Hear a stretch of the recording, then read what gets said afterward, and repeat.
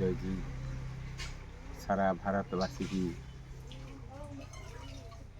ମୋର ଅନ୍ତରତମ ଜୟଜୀ। ଆମେ ସମସ୍ତେ ଯେକୌଣସି କଥାରେ ସମସ୍ତେ ବିମୋହିତ ହୁଅନ୍ତି, କିନ୍ତୁ ପ୍ରକୃତର ଆଖି ସିନା ଚାରିଆଡ଼େ ବୁଲିକି ଦେଖୁଛି କେଉଁଠି ସୁନ୍ଦରତା, ଗଛପତ୍ର, ଡାଳ, ପାହାଡ଼, ପର୍ବତ, ସହର, ବଜାର, ବଡ଼ ବଡ଼ ଦେଶ, ବଡ଼ ବଡ଼ ଟାଉନ୍ ସବୁଗୁଡ଼ାକ ସେ ବୁଲିକି ଦେଖୁଛି। ହେଲେ ତାର ରୁଚି ଅନୁସାରେ ଯିଏ ଯେତେ ବାଟ ଦୌଡ଼ି ପାରୁଛି ସେତେ ତାର ସୁନ୍ଦରତା ପାଉଛି। ହେଲେ ସବୁଠାରୁ ସୁନ୍ଦର ହେଉଛି ନିଜ ହୃଦୟର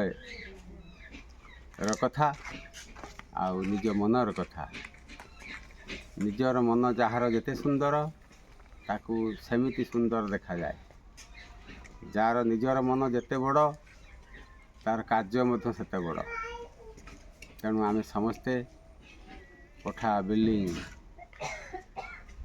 କାରଖାନା, ବଡ଼ ବଡ଼ ଦୋକାନ, ବଡ଼ ବଡ଼ କମ୍ପାନୀ ଆମେ ତିଆରି କରୁଛନ୍ତି ସତ, କିନ୍ତୁ ସମସ୍ତଙ୍କୁ ଦିନେ ନା ଦିନେ ଶବ ହେବାକୁ ପଡ଼ୁଛି। ଯିଏ ଯେତେ କୋଠା ବିଲ୍ଡିଂ କରୁ, ଘର ଦ୍ୱାର କରୁ, କୋଟିପତି ହଉ, ଯଦି ସେ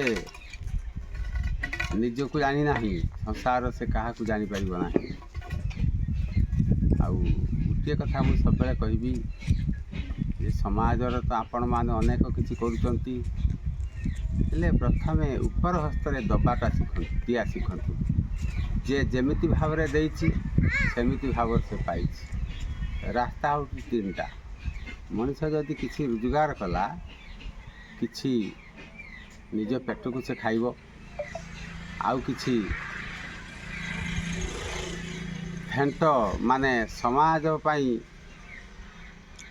ଲୋକମାନଙ୍କୁ, ଭାଇ ବନ୍ଧୁ କୁଟୁମ୍ବ ଏମାନଙ୍କୁ ସେ ଦେବ, ଆଉ ବାଟକୁ କିଛି ରଖିଯିବ। ବାଟକୁ ଦେବାଟା ହେଉଛି କ'ଣ ଯେ ଅଯାଚିତ ଦାନ। ମାଗିବା ପୂର୍ବରୁ ଯେ ଦାନ କରିଥାଏ, କାହାକୁ ଦାନ କରିବ? ସେଇମାନଙ୍କୁ ଦାନ କରିବା ଦରକାର ଯେଉଁମାନେ କଥା କହିପାରୁନାହାନ୍ତି, ନିରାଶ୍ରୟ, ଅବହେଳିତ, ନିଷ୍ପେଷିତ, ସେଇମାନଙ୍କୁ ଆମେ ଦାନ ଦେବା। ସେତେବେଳେ ଆମେ ଦେବା ଯେତେବେଳେ ସେ କିଛି ନ ମାଗିଥିବେ। ତେଣୁ ମାଗିଲା ପରେ ଜଣକୁ ଆମେ ଯଦି ଦେବା, ସେ ତା'ର ଅଭାବ ଅନାଟନ କଥା କହିଲା, ଆମେ ତାକୁ ମାଗିଲା ପରେ ଦେବା, ତାହେଲେ ସେ ଦେବା ନୁହେଁ। ଆଉ ଦେଇକି ଆମେ କ'ଣ କରିବା? ଆମେ ଦେଇ ସାରିଲା ପରେ କିଛି ଦାନ ଆମେ ଫଟୋ ଭିଡ଼ିଓ କରୁଛନ୍ତି। ଆମେ ଦେଉଛ, ଥରେ ଦେଇକି ଆମେ 10 ଥର ମଧ୍ୟ କହୁଛନ୍ତି ଆମେ ଦେଇଛୁ। ଇଏ ସବୁ